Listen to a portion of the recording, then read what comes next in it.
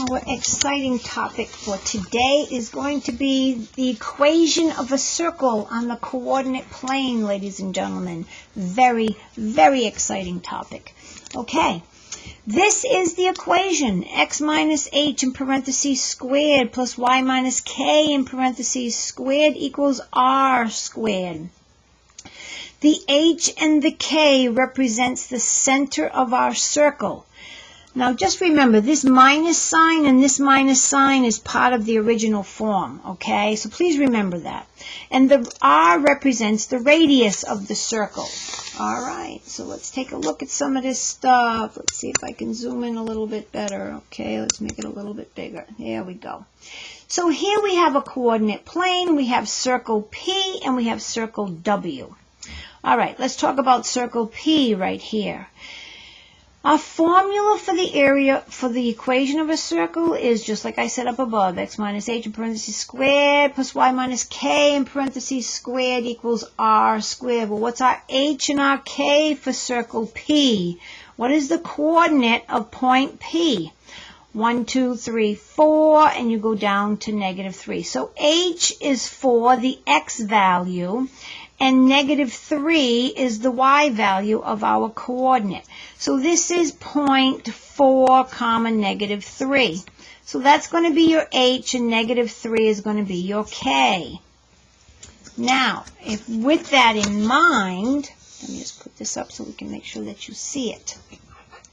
With that in mind, we're going to put 4 in for h, and we're going to put -3 in for k. And just remember what I said, that minus sign is originally there, so we don't lose that right now, okay? Just be careful of that. Because then this makes this y plus 3 in parentheses. So this will be x minus 4 in parentheses squared plus y plus 3 in parentheses squared. And what is our radius, ladies and gentlemen? Well, our radius goes from the center to the edge of the circle, which is 1, 2, 3, 1, 2, 3, 1, 2, 3, 1, 2, 3. So our radius is 3, so 3 squared is 9. So this is the equation of circle P. Okay, let's take a look at circle W. Circle W is up here, and it has the center. What is our center? So that point is going to be what? This is -5, 1, 2, 3. So our ordered pair is -5, 3 for P. So that's what P is. That's what W is, I'm sorry. So W, the center of W is -5, 3. So again, this is our H and that is our K for our center of the circle. All right. So we're going to plop in -5 for H. We're going to plop in 3 for K. And again, your minus sign is part of the form, so keep that there to begin with. And so we have x minus -5 squared plus y minus 3 squared is equal to, well, what's our radius? Let's go back and check what our radius. We go from the center to the edge, 1, 2, 3, 4. 1, 2, 3, 4, 1, 2, 3, 4, 1, 2, 3, 4. So our radius is 4, checking all ways. So we're going to get 4 squared. So x plus 5 in parentheses squared plus y minus 3 in parentheses squared equals 4 squared, which is 16. And life is good. All right. So let's just do a couple of examples real quick, and life will be good. And we'll go from there. Oh, no, we don't need to do any examples. That's right. I've got them right here. Sorry about that, folks. Okay, so given the circle Q, it has center 0, 0, and the radius is 8. Let's find the equation. Our equation is going to be x minus 0 squared plus y minus 0 squared equals 8 squared.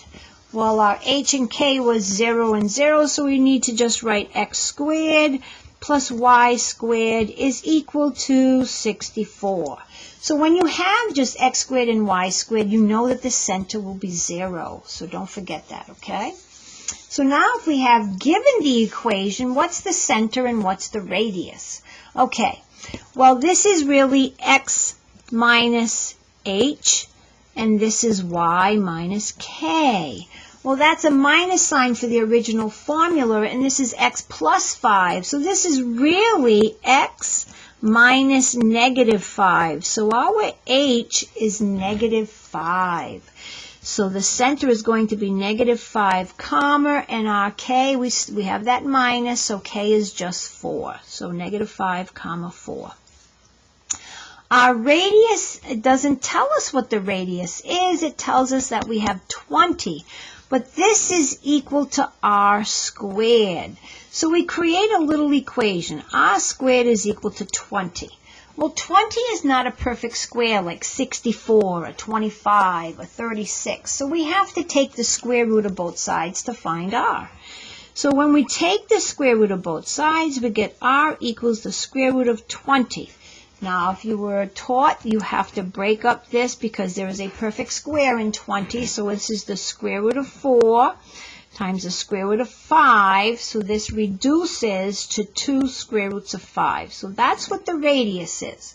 So r is equal to 2 square roots of 5. Good jobby on that. Two more concepts. The arc length and the area of a section. All right? First of all, we have to know that the circumference of a circle is 2 pi r, and that is the length around the circle, like its perimeter. The area of a circle is pi r squared. That's filling up the circle. Okay, that's our area. If I want a piece of the circumference, I'm looking for the length. I am not looking for the degree measure of this arc. I'm looking for the length, which is a piece of the circumference. I'm going to take the central angle, which is 50 degrees. I'm going to divide it by 360. That gives me the piece of the pie that I want, the piece of the circumference. So the piece of the circumference times 2 pi r, which is our circumference. So the arc length will be the central angle divided by 360 times 2 pi r. So if I have a 50-degree central angle, I divide that by 360. I put it over 360. And times 2 times pi times my radius is 6. Now, I just have to do my math. I've got to simplify this and reduce it. So I'm going to get rid of those zeros because I'm dividing by 10 by each, right? So we can just drop those zeros. 5 over 36 times 2 times pi times 6. Well, 6 times 2 is 12. You can divide, and you're going to get 36 divided by 12, or if you divide by 2 first, or you divide by 6 first, doesn't matter. You're all going to get these to be 1 and a 3 in the denominator. So we're going to have 5 over 3 pi units is our length for just this piece of the circumference. Okay? For an area of a circle, you're going to do the same thing, except you're taking the area of the circle. You want a piece of the area. So again, you take the central angle divided by 360 times the area of the circle. You just want a piece of the area. Central angle divided by 360 times pi r squared. So here we have 50-degree angle for our center. 6 is our radius, so 50 over 360 times 36 pi, because 6 times 6 is 36. 36 and 360, we're going to get ones. You get rid of those zeros. Divide by 36, you're going to get 5 pi units squared. That's it, folks. And with that, good jobby.